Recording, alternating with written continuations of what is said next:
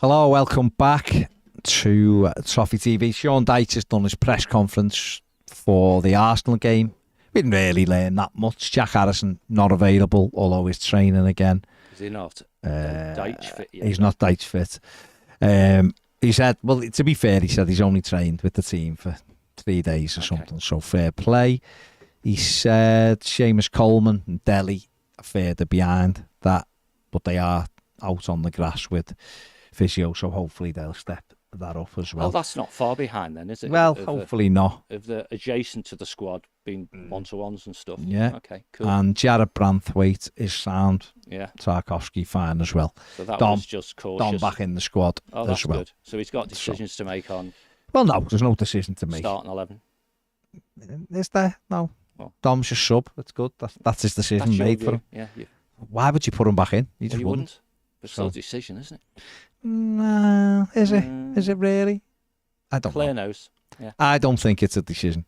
But let's get back on to, obviously, the breaking story today that Farhad Moshiri has agreed to sell Everton to 777 Sports Partners. Is there sports in the name?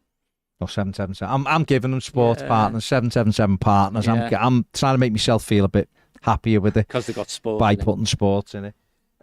John, what are your initial thoughts? Well, I did a piece earlier on for the BBC, so I suppose I should stay consistent. Yeah. Go on then. It's both surprising and not surprising. Surprising around timing. I mean, we can all listen to the noise on social media or in mainstream newspapers, or indeed, Philippe Leclerc doing his articles for Josimar and all that sort of stuff, and think that this might happen. We know that Farhad Moshiri has been saying for a very long time, I want investment. He thought he secured that with MSP, right to media funding, blackball that, although the 100 million turned up anyway, but the equity part didn't. And 777 looked like they were their only show in town, right? So the surprise that it's happened so soon is the surprise. But of course, it's not done, right? I mean, the intro to the show there, the thumbnail or whatever says Moshiri sells Everton. Yeah, Moshiri wants to sell Everton, so that's crystal clear now, because he said for quite a long time it's investment, but it's crystal clear he needs out. He's give his reasons about fundamentally I'm too small a billionaire to fund a Premier League football club, and he wants to sell to 777, but there's a few hurdles to go through yet before that can happen.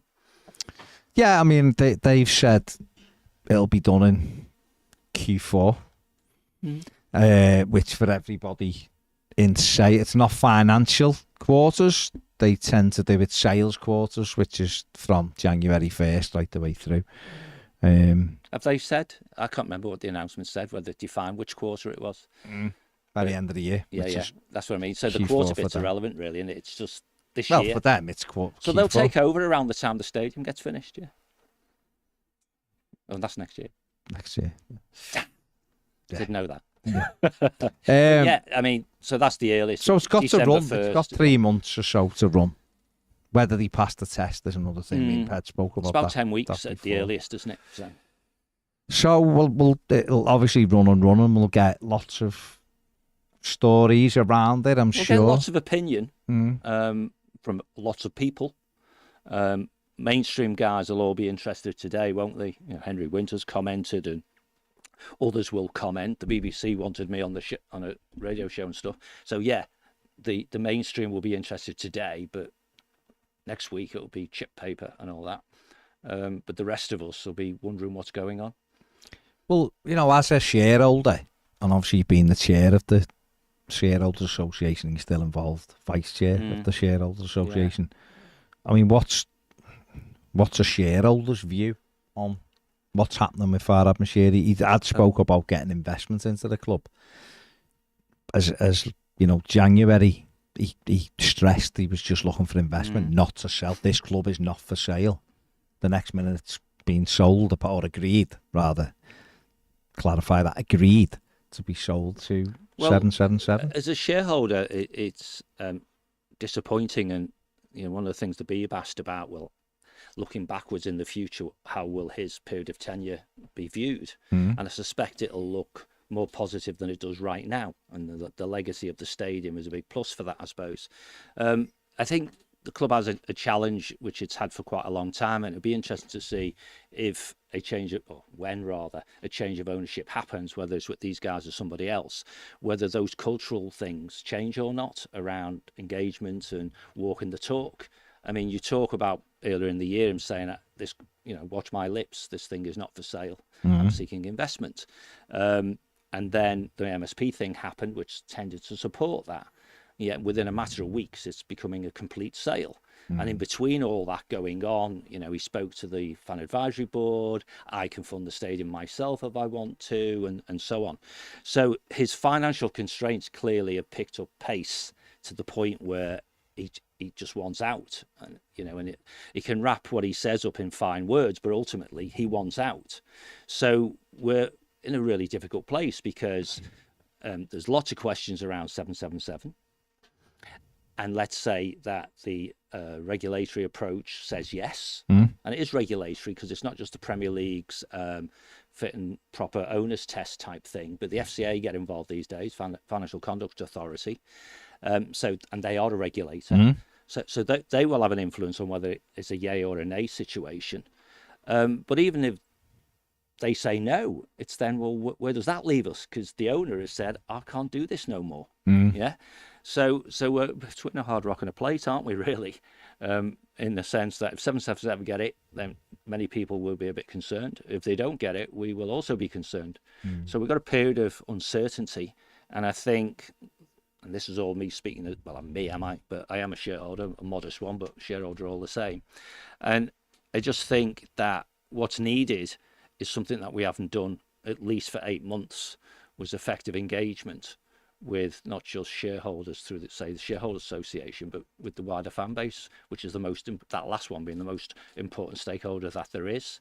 And we're just not good at it. And of course, the thing that will resonate with anybody who reads the statement is the 777 view is, we're really, really proud. We're not going to say anything now until this is done. Yeah. Which leaves a void for everybody to fill because the incumbents won't feel they can comment. Yeah. And the prospective new owners say they're not going to comment. We as a business and as a football club cannot meander along without leadership and without direction and without authority and those sorts of things. So the Shareholder Association is scheduled to meet with the football club. We've had confirmation that the chief exec will attend that. So maybe in the next month or so, when that meeting happens, we'll have a clearer view. They certainly will have had time to collate what the official responses to very direct questions will be. And fans will soon click into gear that says, well, this thing's going to go through yay or nay in December. What does that mean to January transfer windows? And because everything we do comes back to the football team. And I just think we as fans will continue to do what we do and get behind the team. But simple answer, right? We lose the next 2 games, maybe the next 3. People will call for a decision on the manager. Who's going to make it? Who's going to decide whether Deitch survives an appalling start or not? And, I don't know whether that's good for Sean or bad for him. I'd probably err on the side of it's good for him, because if in doubt, don't. So he may remain in post when Moshiri would have sacked him, because Moshiri doesn't feel he can be the man who does that, because within a matter of weeks, he's not going to be the owner no more. So the whole thing brings more questions than answers. It talks about securing funding the stadium, which implies that 777 can fund the necessary amount of money to finish the thing. But there's no evidence of that, of course, because they're just words at the moment. And therefore, the agreement that Farhad has reached might be a sunny day plan. He gets what he thinks is a fair price for his shares. He gets assurances that they can fund the stadium. One hopes if he was doing that, he'd also have some assurances that they can fund the working capital needs. And as we did when we speaking to the Seymour brothers the other day, and when we've talked on channel, you end up with £1 billion worth of money that you need to do those things. And there's no evidence yet that 777 have got the money. So let's see. Yeah, it is a let's see. I mean, sounds a bit anemic, but it is a let's see. Is there a world in which there are others circling, and now they know, now they're aware that Farhad Moshiri hadn't spoke about investment for so long, and they might have been cautious about putting money into something they had no say in. They're now acutely aware that he will sell all of his shares, and you can get full control of this football club for X amount of pounds. Yeah, I think whilst it's not, or it won't just be the jewel in the 777 multi-club crown, because it emphatically will. A Premier League club will always be the most valued asset in a group like that. It is perhaps one of the remaining, real heavy history-based Premier League football clubs that could, clearly is, be available to purchase. And those organisations, be they nations or big investment groups, and we again will reference it because Downtown in Business, we went to their conference, the inaugural conference last week, and a guy said we're inundated. I keep using that word, inundated with North American interest in investing in Premier League football clubs. Yeah, a mate of mine runs his own business. He spent the last month in the States. He rang me before, and all the Americans are talking to him about is EPL and stuff, right? So there has to be other interest. And it's hard to believe, and let's be horrible about it, if all the things that people say about 777 are anywhere near true, they can't possibly be the right, let's not even say the right, they can't possibly surely be the best answer. And maybe, as you say, Moshiri's a wily old fox. He's announced a deal. It tells us stuff. It tells us he wants out. It tells us, as the rumours start coming out, that potentially not a huge amount of cash is going to change hands initially. It tells us that there's a time frame for this, and therefore there's a window of opportunity for somebody else to go and offer him something better. Whether what he signed this morning is binding in the sense that he can't tout it anywhere else. He signed a binding agreement with 777 to sell with them if they come up with the money, if regulatory approval is given, and presumably if the commission don't deduct points from us or whatever. But those things can always be bought out. Contracts can always be bought out, because 777 might just say, you know what, for doing absolutely nothing, we don't mind taking a few bob because somebody else wants it. But again, time, let's see. Time. It's always about time. Marcus says all the negative stories about 777 are worrying, but what scares me even more is the man that has failed almost everything he's done since acquiring the club 7 years ago has chosen who he feels best to take the club forward. That's terrifying. I just don't trust his judgment, and although all we can do is wait and see, it feels like another chapter in what has become Everton Football Club in recent years. It's not good at all. But that's always the position, isn't it? If you own something, you can decide what's next. Yeah. Analogies are the best, right? If you own a house and you have to move for your job because it's 300 miles away, or if you're from Australia, 1,000 miles away, 12,000 miles away, surely. I don't think Australia's that big, right? Oh, yeah. He owns a house in Melbourne. I thought you meant to hear. No. Sorry, staying in Australia. At least Josh is smiling anyway. Yeah, I thought you meant. I was going to say. But seriously, what Australia are you going to? If you have to sell something, and only one person's prepared to buy it, the classic, it's better than nothing kicks in, doesn't it? My house is worth X. This guy's offering me half of X. I have to sell. Me no happy. But a choice of taking half of X or risking getting nothing at all, I'll take half of X. And that's the pressure that he's been clearly under for quite a while. And if you look at some of the advocacy that's been going on from fan groups and stuff like that, there's very much some momentum that whoever comes along can't be as bad as this guy until they come along and then you look at them.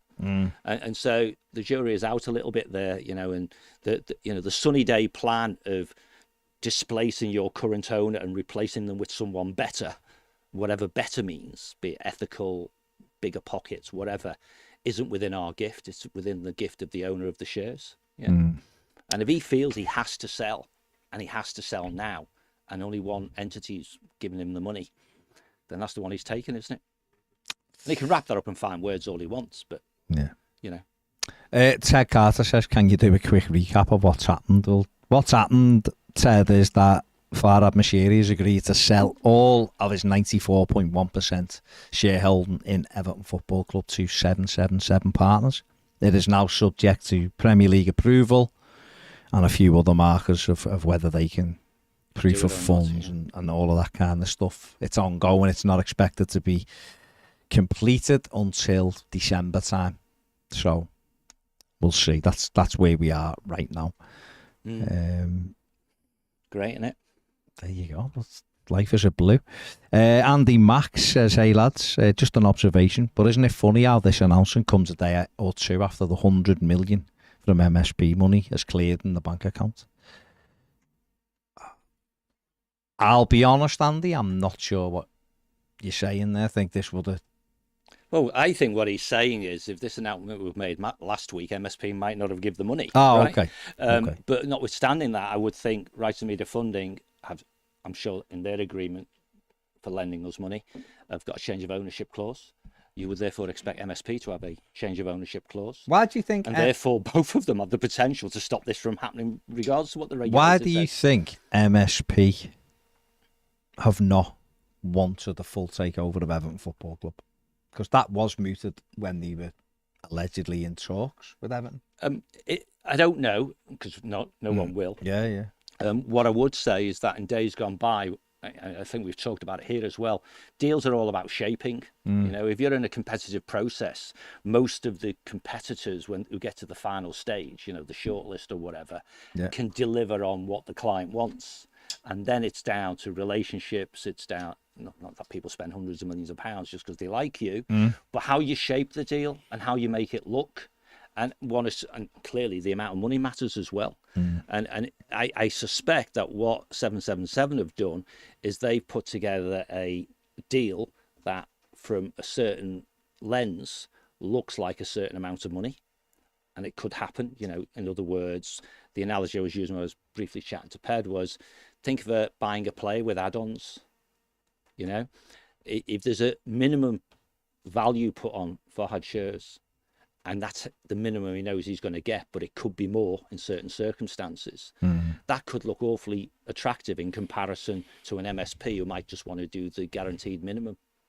Because Jonathan says if MSP is willing to plough 150 million in for 25%, would they not think 94% for 500 million was a better deal? Especially if they already have 100 million in.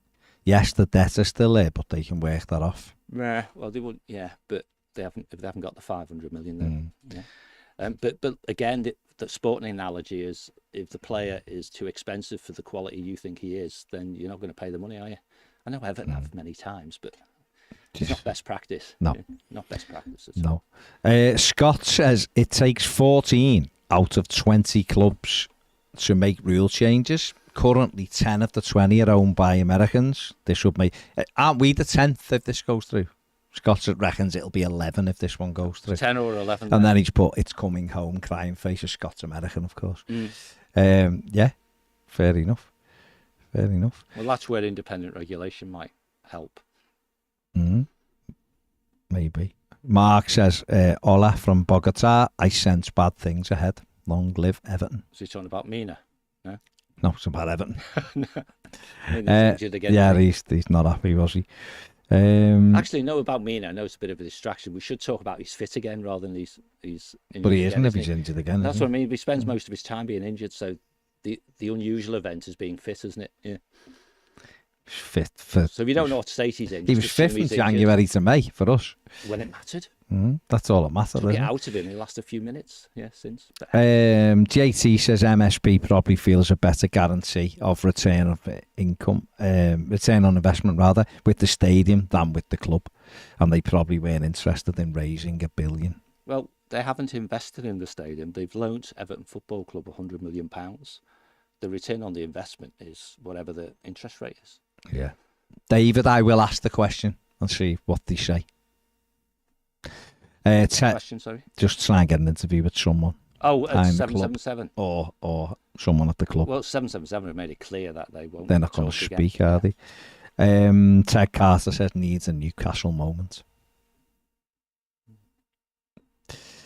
Well, yeah. But we'll see. Listen, there's no guarantee this is going to be done. What's a Newcastle moment? someone big, Something happening. deep pockets and things like that. Oh, I see. Big pardon. Oh, yeah, absolutely. David says, better the devil you know. The only hope is they can generate the money to finish the stadium, can find some money to buy players, and have the vision of selling the club for a profit once the stadium is finished. But I'm very sceptical. Well, the statement today says that record. the stadium funding is assured. Done. It's all done, yeah. Completed. Now, of course, we don't get any detail on how that's being done, you know. No, but that was in Farhad Moshiri's statement that the financing for the stadium is done. So it's fully financed. Jack A says... and maybe that's the message to those people out there who might be interested, rather than to... yeah. About 777. Oh, by the way, if there's you're one to, investing... There's one to pick the mood up. From Jack A. Just looked at the early league positions of the 777 affiliated clubs. Obviously, there's plenty of time left, but Standard Liège, 14 out of 16. Thought they were bottom. Maybe they're off that now. Red Star Paris, first, and he's put in brackets, there's hope. Sevilla, bottom. Red Star Paris? Yeah, in the third division. Yeah. Sevilla. I was drawing out the fact that it is Division 3. Sevilla, bottom. Yeah. Genoa, 14th out of 8. 20, isn't it? 20 in... Vasco da Gama, 18th out of 20. And Melbourne Victory, second bottom last season. Yeah. So they're doing well. Where's the other Melbourne team? No idea. Josh knows. That's Josh, he might know. Where are they, Josh? We finished top, but we lost the grand final. Bottled it. Bottled it, yeah. Yeah, but much better than your City competitors, aren't you? We're 18th out of 20. So we fit in. Job's already done then. We fit in nicely. Things can only get better. Yeah. The only way is up. Ian says, do we honestly believe Moshiri tried to find the best investor to take the club forward? Nope. He's just trying to get rid now after a lack of interest of parties, even though it would appear he has taken a sizable financial hit. Has he taken a sizable hit? Is there any evidence of that? Well, we don't know how much he sold for yet. Mm-hmm. So there'll be a lot of people who are guessing around it. I'm seeing one that says they're not paying any money for it. They'll just get it. Moshiri will get the money at some stage. So that doesn't surprise me. Shaping a deal whereby you agree a range of potential, if you like, receivables for him, a certain amount of money. Because clearly one of the things he should, from his side of the negotiation, been saying was, notwithstanding I myself have not done it, there is upside in this business.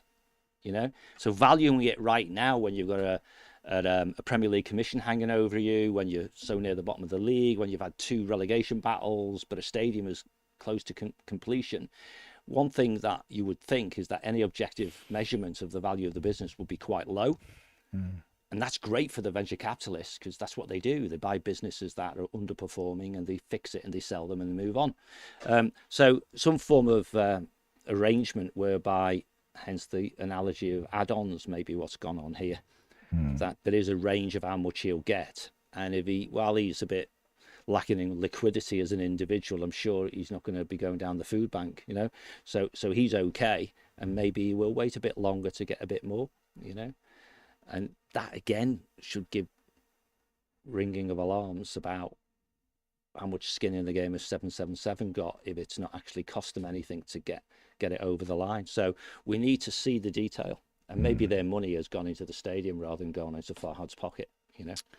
Nick says, bit suspect that we had to sell off several of our assets, Cannon, Sims, Iwobi, great before the deal was done. Moshiri wanting some quick money back. That money has gone into the football club, not to Farhad Moshiri, and I don't have an issue at all with the selling of any of those. Okay. So. Philly says 777 won't be putting any money in. They just work on raising money through the club. Could end up with a ridiculously tiny budget, like we've got now, essentially.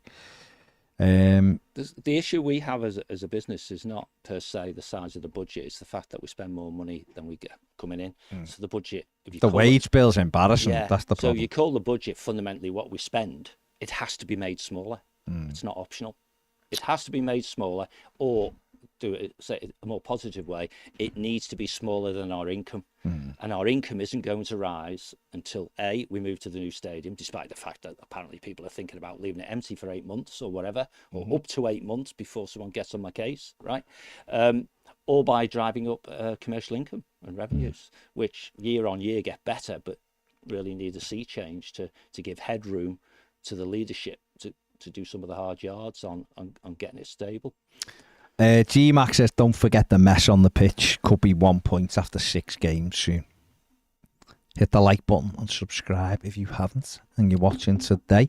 Connor says, as an American, I know in NBA, owners often look to own the building for events to generate more assuring revenue. Curious what you think about new stadium potential as an event space to factor as an investment. I think the Everton Stadium will be the premier event space probably in the Northwest, I would think. If you talk about music type events, it's by far the best. It's Old Trafford might be a bit bigger from an event perspective, but the location won't be as good. I think Anfield becomes history as soon as our stadium is ready. Seriously, look where it is. It's not a place to come out to, at 10 o'clock at night, 11 o'clock at night, city centre, access, all those sorts of things. I think anyone who's been performing at Anfield in the last year or two, while they've had a free run at it, when they come round again, they'll all be at the Everton Stadium. So that is income generative. Clearly, the football club has to do other things about making the stadium a facility that can generate income other than just on match days.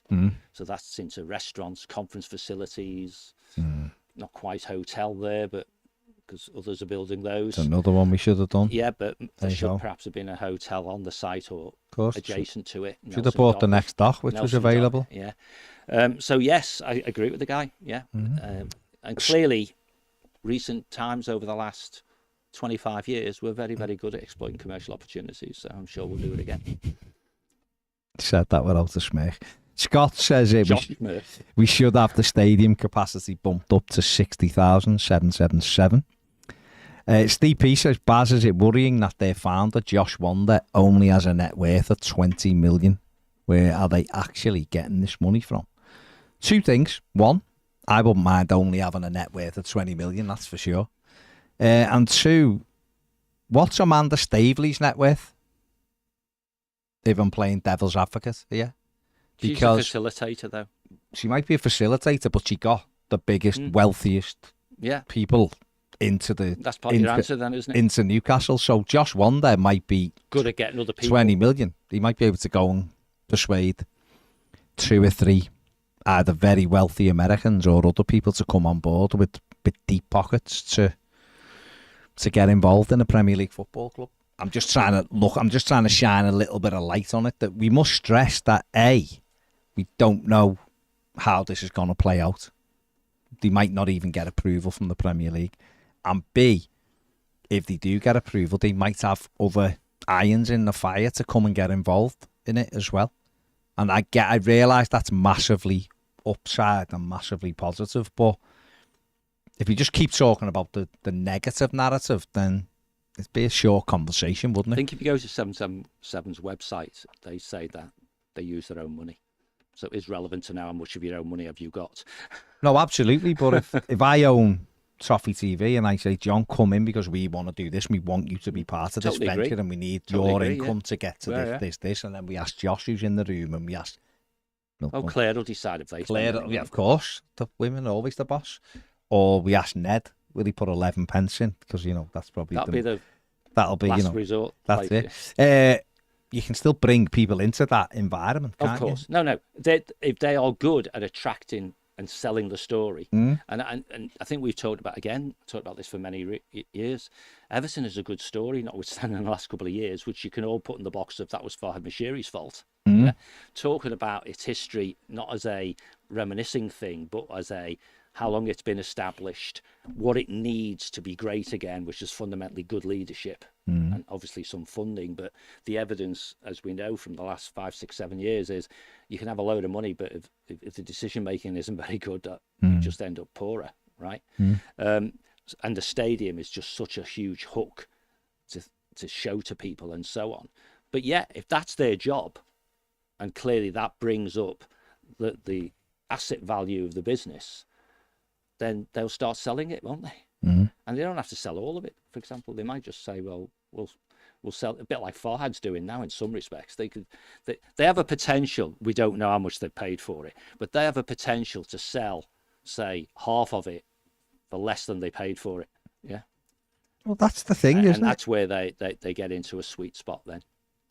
But it's all about ethics and how they do that, and whether it's believable and all those sorts of things. You know, are they FSG or are they Hicks and Gillette? You know, that's the thing. Yeah. At the moment, it looks the latter than the former, but who knows? Absolutely. Ken says Amanda Staveley's net worth is an estimated $170 million because she owns 10%. PIF given 10% of Newcastle, which has bumped their alleged net worth right up. It wasn't $170 million. But the point is, she was able to bring in those hugely wealthy people. That was her gig, wasn't it? Her Josh, gig, very effective in the Middle East, very effective at shaking and moving. Didn't she bring Mansour to She's City? done other stuff before. Or certainly got them into the room, didn't she? She's done other stuff, absolutely. So, and if that's what these guys... And Moshiri in his statement mentions that they have a good network. You know, and being accused of being a front is normally perceived as negative, isn't it? But being a front can also be positive. You know, if they are tapped into those huge volumes of very wealthy people in North America who are inundating the guy who's speaking at the conference, then getting money might not be their issue at all. Who knows? Yeah, but you know, it's all it is. We can all get positive, but you know, you might argue, why haven't they done it before? Yeah. But the answer might be because they haven't had the Premier League club, football club before. Brian said on Club Call, I'd be concerned about the amount of influence 777 would have in running the club with an investment. No need to worry now, they own it. Jack says, on Mina, I believe he went off for Colombia after 20 minutes. He did, yeah. Soft tissue problem. Daniel O'Connor says, if 777 come in, remove Ken Wright and simply run the finances properly with little ambition, as much as it isn't what we want, is that better than what we've had under Moshiri and Bill? Can we just pray we do a little bit better than we currently? Certainly better than the other teams. Get into a new stadium, then get bought again in a fairly short space of time by someone better. It's not like there's a time limit for owners and investors. Well, it's... Forget about Bill Kenwright for now, and Moshiri, whoever's involved in the football. Time for Bill to go. Oh, it's a good time for Bill to move on now, absolutely. And the right time, absolutely. Well, it is the right time. It's good, best for him. Yeah, best for everybody. We need the football club ran better, regardless of who comes in. Yeah. It hasn't been run to what we want it to. It needs to be run better, of course it does. And yes, in some respects, that would be better. Of course it would, because like John said before, we're spending too much money. So wage bills need cut, and we need to create a budget for the manager and the director of football, because the most important thing is your football team. You have to strengthen it really twice a year. You have to strengthen that playing squad. I know one of those windows is more difficult than the other, but you have to be able to do that every year. And we're sailing too close to the wind to be able to do that. So that has to happen. As a thing of these buy us and then they flip us and sell us at a profit, maybe, but isn't it better just to get ones who are a bit more committed with deeper pockets right now? They are available. They are out there. I don't know how proactive Farhad's been in it. He said, I've spent loads of time looking for people. Well, you just need to see the fellow we saw at the business conference last week who is inundated, rather than just guessing who might want it. Stephen Kelly says, with this potential takeover, hopefully they look at the stadium open time and get us in ASAP and bump the capacity up then if they're going to take over. Surely they'll look and go, I know Americans sometimes want higher ticket prices and less seats because it's hottest ticket in town and all that, but play the lowest common denominator and get more people in the stadium, therefore bringing money in. The first couple of years, I would say, I won't be so bold as to say regardless of which division we're in, but managed correctly, as Sunderland are demonstrating, you can still fill your stadium even if you're in the wrong league. But for the first couple of seasons, that stadium of ours will be the hottest ticket in town. Demand will always exceed supply, and if you're going to try and milk it, right, and have high ticket prices or a very low season ticket count because you're confident in the walk up, which is obviously one quick way of generating much more match day income. But all I know is that every time my granddaughter's ticket in the Park End goes on sale, she gets £8 and the club sell it for £55, and it gets sold within seconds at Goodison Park. And that is now when there's nothing to look forward to. Yeah. So done correctly with the right levels of engagement, turn the fan base into a cash generating machine, right? And the fans will do it. And what we'll expect in return is what better than what we've had in the past. And I don't just mean from a sporting perspective. We expect better respect, better communication, better engagement, fans electing their own representatives to sit on the board of the football club, and so on and so on. Be a first mover on walking the talk of what independent regulation means. And then we'll have advocates like Gary Neville singing from the highest treetops or hotel buildings or whatever else he owns at the top of his academy, yeah, that Everton are, again, an exemplar of the right way of doing things. Great opportunity to be a first mover on so much stuff. It's not true. And all it needs is, as we keep saying on here, is decisive decision-making and communication engagement, which only comes from good leadership. So just get good leaders, or tell the people that are there already, you are the good leaders, get on with it and give them all the backing that you can. But this could start yesterday. It doesn't have to start tomorrow. It could and should have started yesterday. And I think the fear now quite literally is we will bobble along. That's not an advertising for you, mate. You know who you are, right? We could bobble along for another 3 or 4 months with people kicking the can down the road because we're waiting for the change of ownership, which may or may not happen. That's the real annoyance about That's the worry, yeah. Yeah, worry. Even better word, worry. Daniel says NFL teams are the best in the world at generating commercial income, hands down. American owners might not be the worst thing in the world, especially if they get people on board. There's a great deal to learn from the NFL. I mean, the centralisation around merchandising, the streaming, and the broadcast stuff, it's only they who outsell the EPL, as the North Americans would use it. And with TV contracts coming up for a renewal and Amazon and particularly Apple being around, Apple are doing their wet run with MLS. The idea that Apple could get the streaming rights for Premier League across the world, would be astonishing. And every single owner of a Premier League football club who sold out just before that deal was done would wish they hadn't. And every single owner who bought in just before that got done will hear ka-ching sounds in their ears. Yeah. So there is upside and there is optimism, but in the meantime, you've got to earn the right, and earning the right is staying in the division and making your fans like you. Absolutely. That's not too hard to ask, is it? Absolutely right. Last couple, make sure you hit that like button. If John was to give a percentage, this is from Jonathan Ricketts. If you had Thanks, John. if you had to give a percentage for this deal to actually go through, what would it be? Right now? For them to pass it, just right now, yeah, without anything else. Without having to justify it. And it's not sitting on the fence, 50-50. Really? Yeah, I'll justify it a bit if you like. Well, go on. Why not? Objectively, based on what's currently in the public domain, we might think it's unlikely, but they're not numpties, these people. Farhad will have fancy lawyers. 777 will have fancy lawyers. Do you think they'll be given a heads up? I'm not sure they'll give a heads up, but they'll have taken soundings. Yeah. And some of the things where we know that in a VAR, fact-based decision, they would get turned down. They may very well have been told, if you sort this sort of stuff out, court cases and things like that, then it isn't going to be a problem passing the owner's test. The FCA thing might be a bit more difficult, but again, you're going to have to clear your house first. So trying to balance those two things, that surely you wouldn't walk into the darkness just waiting for someone to knife you in the back. That's just what brings it to 50-50. Without that, it's perhaps 70% no. Okay. But let's see. And the final question will go to Dave, EFC. He says, John, do you think we are doomed as a business? No. Why? Because it's a very valuable asset. It just needs to be in the right ownership. Okay. I can't imagine a scenario where it's allowed to go down. right? And we are finishing with this one.